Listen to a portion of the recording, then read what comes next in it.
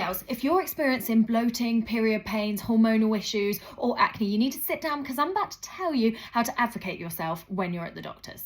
First things first, you need to create a backup book. A backup book is basically where you've got to know all of your symptoms. So you're not just going into the doctor saying, I feel rubbish. You know exactly what your symptoms are. Maybe it requires you to do a little bit of research, maybe across the internet, to understand so you can back yourself up and you can advocate yourself when it comes to that doctor's appointment. Otherwise, the likelihood of you going in and saying rubbish, they'll say, it's normal, come back in 3 months. Which leads me on to a lot of your symptoms aren't normal, they're just common. And the problem we've got with common symptoms is that it can get passed off a lot easier. Doctors love to say, let's come back into 3 to 4 months. Now, if you've just come off the pill, this could actually be really, really helpful. It can take a few months for your body to regulate again. And the same if you've made changes. You started to nourish your body, but 2 months down the line, you're still not feeling great. It could take 3 to 4 months for your body to adjust to those changes. So there is often benefit to see the weight.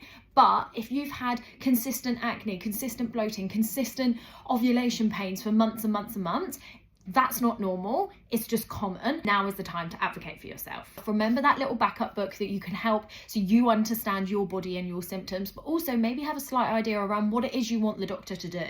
Is it a scan? Is it blood tests? And then try to openly have this conversation with your doctor. What blood tests would I be having done if we have some blood tests? And what are those going to help achieve? I've seen so often, and this has happened to me so many times, that I've gone in and had blood tests and then I've asked a private clinician to look at them and they've been like, this doesn't tell us anything because you need X, Y, and Z, and they didn't test X, Y, and Z.